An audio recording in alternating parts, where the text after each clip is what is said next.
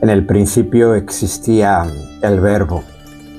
El Verbo estaba junto a Dios, el Verbo era Dios. Qué maravilla la propuesta del Evangelio de hoy, el prólogo de Juan. La palabra en las tradiciones abrahámicas es la existenciadora de la realidad, la que produce la realidad.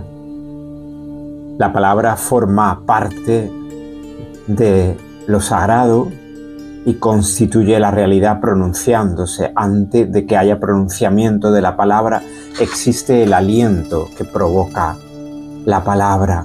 Por medio de él se hizo todo. Se refiere de nuevo al Verbo, y sin él no se hizo nada de cuanto se ha hecho.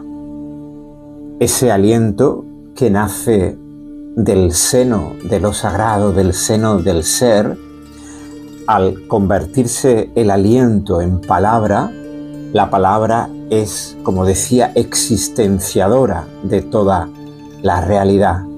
La realidad es pronunciada y así es creada. Por medio de él se hizo todo. Se refiere de nuevo al Verbo, y sin él no se hizo nada de cuanto se ha hecho. Ese aliento que nace del seno de lo sagrado, del seno del ser, al convertirse el aliento en palabra, la palabra es, como decía, existenciadora de toda la realidad.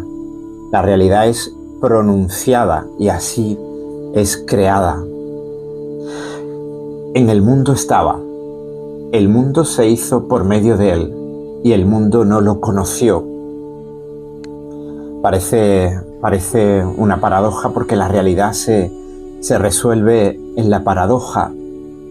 En el mundo estaba el Verbo, la realidad pronunciada, lo sagrado pronunciado está en el mundo, y el mundo está hecho por ese Verbo, pero el mundo no lo reconoce, porque nuestra misión, nuestra única misión en esta vida es reconocer aquello que no reconocemos. Es ese viaje del no reconocimiento al reconocimiento de que la luz, la vida, el Verbo está en el mundo. Ese es el viaje de vuelta al hogar. Ese es el alumbramiento de la luz en medio de la tiniebla. Vino a los suyos y los suyos no lo recibieron. Y esto nos recuerda al Evangelio que se leyó anoche en la misa de la Nochebuena, donde se narra que la pareja de Nazaret no encuentra lugar en la posada. El no reconocimiento de la luz, la vida, el Verbo, lo sagrado, lo crístico, en medio de esta realidad relativa, es propio de esta realidad relativa, hasta que surge algo, despierta el anhelo esencial que pone a la criatura en movimiento para que se despliegue aquello que es más íntimo que nuestra propia intimidad. Y el Verbo se hizo carne y habitó entre nosotros, y hemos contemplado su gloria. El Verbo, la palabra pronunciadora, pronunciante, que le da existencia a la realidad y que es luz y que es vida, no es solo verbo, luz y vida, sino que también se hace carne, se encarna en esta realidad. La encarnación lleva una parte de ocultamiento, porque, repito, nuestra experiencia humana es precisamente desvelar aquello que está velado. Ese es ni más ni menos que el único camino posible del ser humano hacia la unidad y hacia la plenitud. Ir del no desvelamiento, del no reconocimiento, al reconocimiento y al desvelamiento de aquello que está oculto.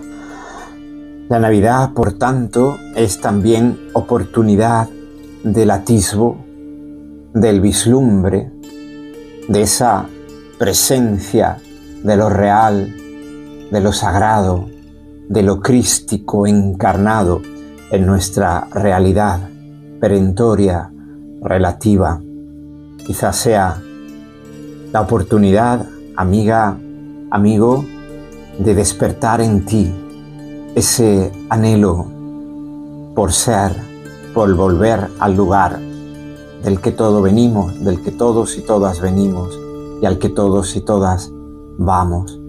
Qué hermosos son los pies sobre los montes del mensajero que proclama esto. Gracias, feliz Navidad.